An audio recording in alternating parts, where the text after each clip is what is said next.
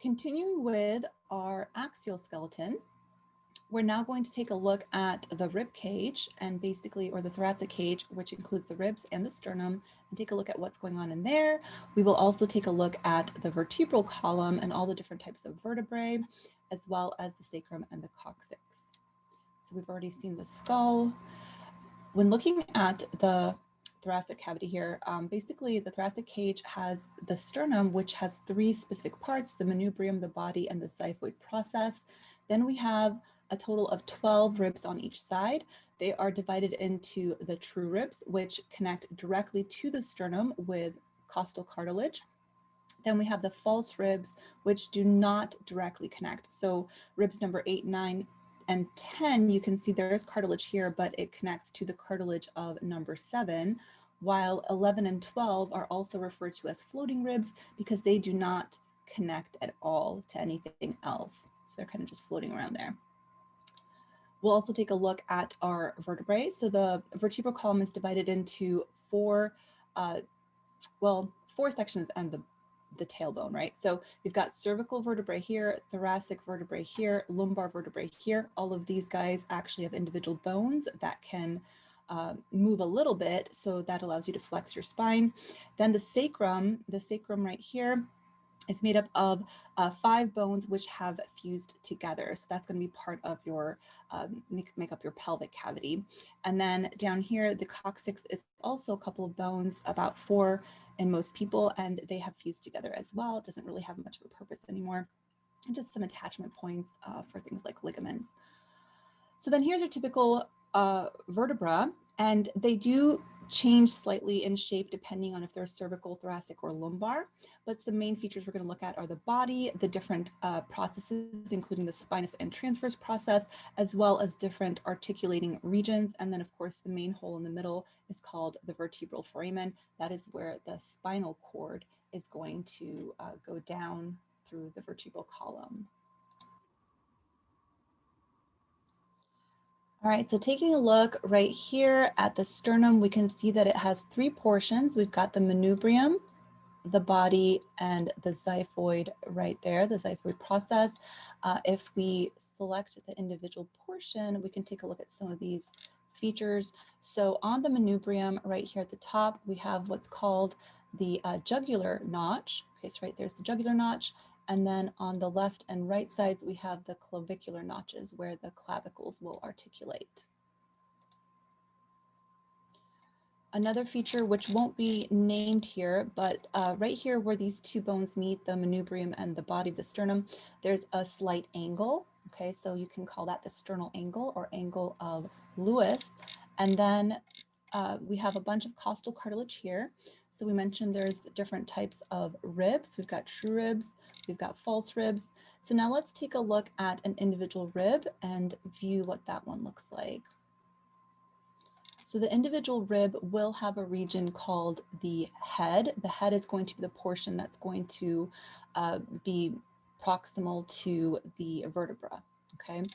And then underneath the head, there's always a neck. We'll see that in some other bones as well. Underneath, kind of at the inferior portion of the rib, there's something called the costal groove, which allows different vessels and nerves to go through there. I think that's, and then the main part is just called the shaft. Okay, so that takes care of a typical rib. You can look at a clavicle here as well.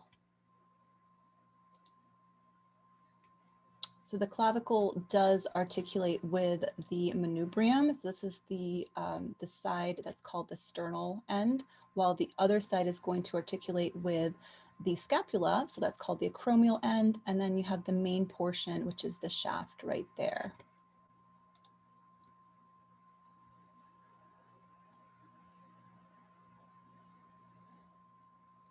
And I think that's all I want to say really about the rib cage. So let's take a look now at some vertebra here. So let's look at a typical cervical vertebra.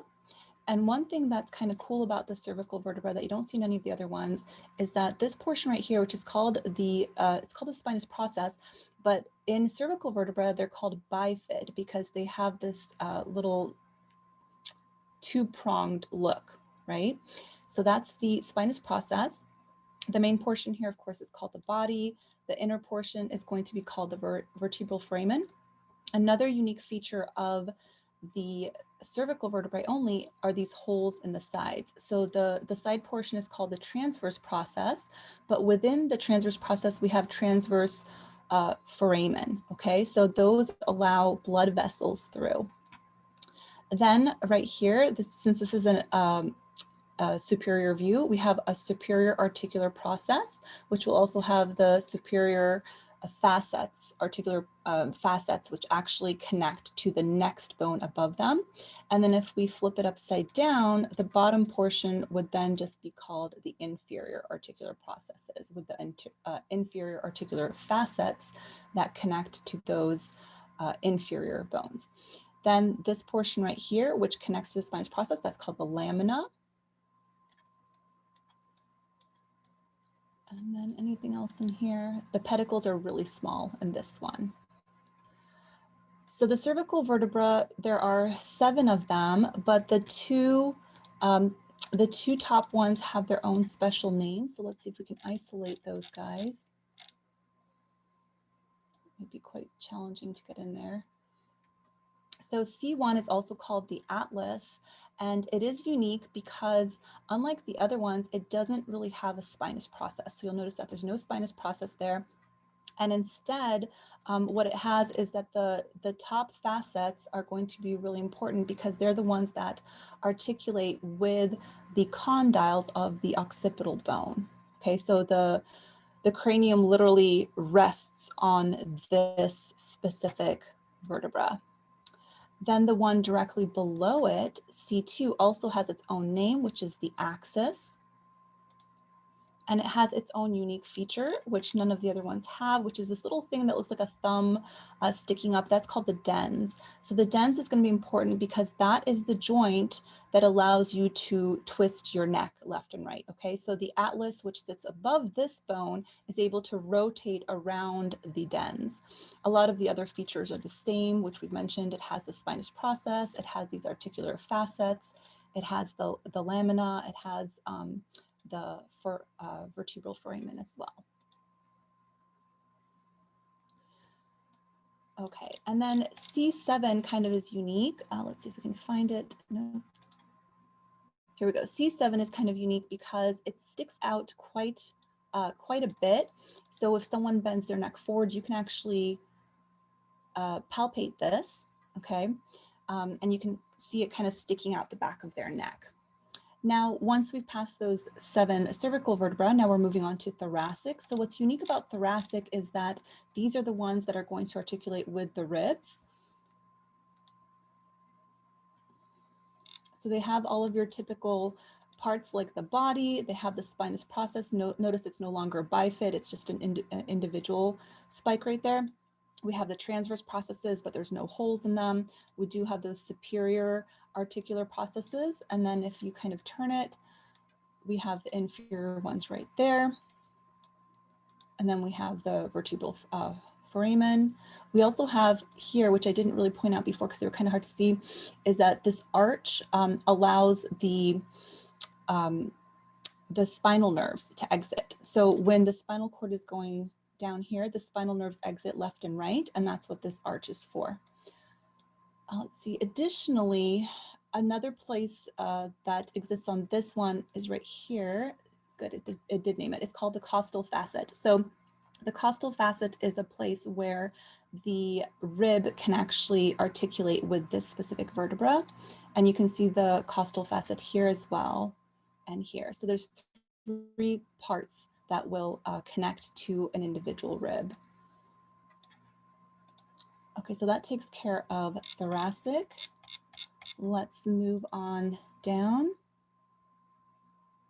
Now we're getting to lumbar. So there's only 5 lumbar, and you can see compared to the other ones, these guys are much bulkier.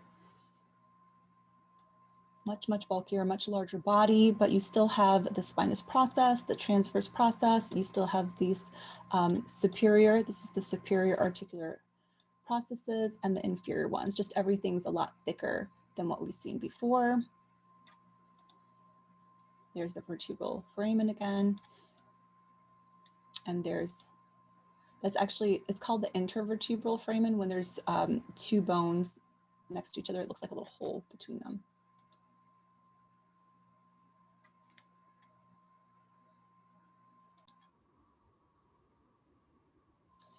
Now, once you go inferior to the lumbar vertebrae, you're going to reach the sacral vertebrae, and they have actually fused together. Okay, so there are 5 bones here, and because of the way that they fused, we end up having holes in between them, which are called the sacral foramina. We also have continue to have some superior articular processes there. And then the 2 sides of the ala are going to articulate with the os coxa to make the pelvis. And then at the very bottom here, this is the coccyx. So again, those are fused bones as well. So from the posterior view, we have something called the sacral crest. Okay, sacral crest is basically the fusion of those spinous processes that we saw previously. And then at the bottom here, we have something called the sacral hiatus, which is the last little hole here. So this whole canal, the sacral canal, is the fusion of what was previously vertebral foramen. And anything else? I think that's it. So we're going to take a look at that in 3D. Okay, so here we have the anterior view of the sacrum, and we can see this is just the main body. These little guys are called the sacral foramina. Okay, so they all have numbers just because different nerves go through them. Then from the top view right here, we actually call this the sacral promontory. So there you go, sacral promontory. And then up here, these parts right here are actually the superior articular processes. So that's going to connect to the lumbar vertebra directly above it. Then this is part of the sacral ala right there. And then this region right here, the auricular surface, that's going to be the joint that actually connects to the os coxa. Okay, the left and right os coxa. Then back here we have the, well, here it's calling it the spinous tubercles, but this is that median crest I was talking about. Okay, so that's the crest. And then from above, you can see the hole right here, that's the sacral canal. And then down here from the bottom view, that's going to be the sacral hiatus.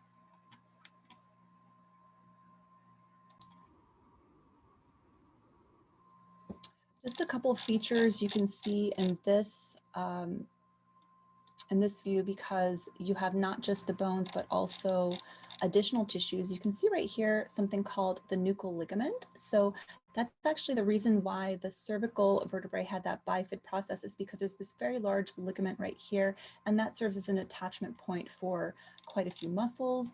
We also see in between the vertebra, it's a little bit hard to zoom in there, but in between them we have the discs. Okay, so the intervertebral discs, which are made out of a special fibrocartilage, which allows some shock absorption. Okay, and that takes care of the axial skeleton.